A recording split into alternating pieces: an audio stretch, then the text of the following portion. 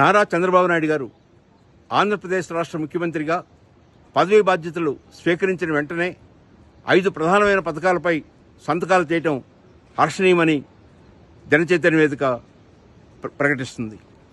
అందులో ప్రధానంగా ఎన్నో సంవత్సరాల నుంచి ఎదురుచూస్తున్న నిరుద్యోగులకి ఉపాధి కల్పించి ఉద్యోగ అవకాశాలు కల్పించే మెగా డిఎస్సిని ప్రకటించడం గొప్ప పరిణామం. దాదాపు 17,000 మంది నిరుద్యోగ వ్యక్తులకి ఉపాధ్యాయ వృత్తిలో తమ బాధ్యతలు నిర్వహించడానికి అవకాశం కలగబోతుంది. రెండవది, రైతులు, భూమిపై హక్కు ఉన్న అనేక మంది ఆందోళన చెందుతున్న ల్యాండ్ టైటిలింగ్ యాక్ట్ని రద్దు చేయటం ఒక ప్రధాన అంశం.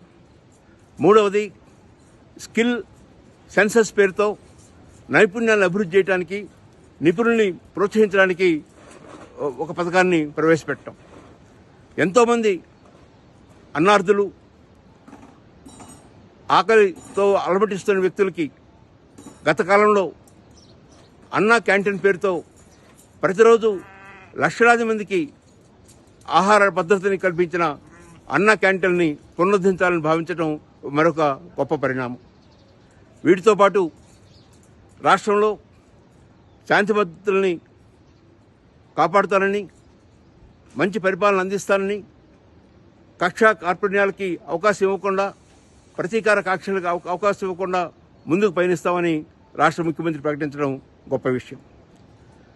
గత 5 సంవత్సరాలు మనం పరిశీలిస్తే కింద ఎండిఓ, ఎంఆర్ఓ దగ్గర నుంచి పైన చీఫ్ సెక్రటరీ దాకా వీరందరూ కూడా రాజ్యాంగబద్ధంగా, చట్టబద్ధంగా పరిపాలించకుండా కేవలం స్థానిక అధికార పార్టీ నేతల కనుసన్నల్లో వారు చెప్పిన విషయాలు మాత్రమే అమలు చేస్తూ, వారు చెప్పిన పనులు మాత్రమే చేస్తూ ఉన్న పరిస్థితిని చూస్తున్నాం.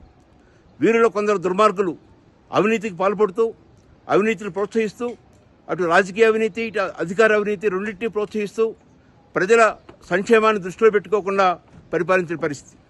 అలాంటి దుర్మార్గమైన ఐఏఎస్, ఐపీఎస్, ఐఆర్ఎస్, ఐఎఫ్ఎస్ అధికారులని, జిల్లాధికారులని, ఎండిఓ, ఎంఆర్ఓ, ఎస్పీలు, ఎస్ఐల దగ్గర నుంచి అందరినీ పరిశీలించి ఎవరైతే చట్టానికి వ్యతిరేకంగా, రాజ్యాంగానికి వ్యతిరేకంగా పనులు చేశారో వారిపైన తప్పనిసరిగా కఠినమైన శిక్షలు పడేటట్టుగా కృషి చేయాలని, చట్టబద్ధంగానే ఆ శిక్షలు పడేట్టుగా కృషి చేయాలని చెప్పని జనచైతన్యం భావిస్తుంది.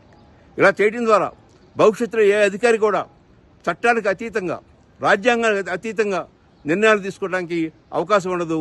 ఒక రకమైన భయం ఏర్పడుతుంది. తద్వారా సమాజం ముందుకు పోవడానికి తోడ్పడుతుంది. బలహీనులకి, దళితులకి, గిరిజనులకి, అట్టడుగు వర్గ వాళ్ళకి, పేదలకి న్యాయం జరిగే అవకాశం ఉంది. రాష్ట్ర ముఖ్యమంత్రి రేపు త్వరలో ముందుకొస్తున్న అనేక మంత్రులు వారి యొక్క శాఖలలో ఈ వైపు కృషి చేయాలని, మంచి వ్యక్తుల్ని, మంచి అధికారుల్ని ప్రోత్సహించాలని, వారిని గౌరవించాలని, వారి మీద పెత్తనం చేయాలనేటువంటి తలంపు మానుకోవాలని, వారు చేసే మంచి పనుల్ని స్వాగతించాలని జనచైతన్యం వేదిక కోరుకుంటుంది.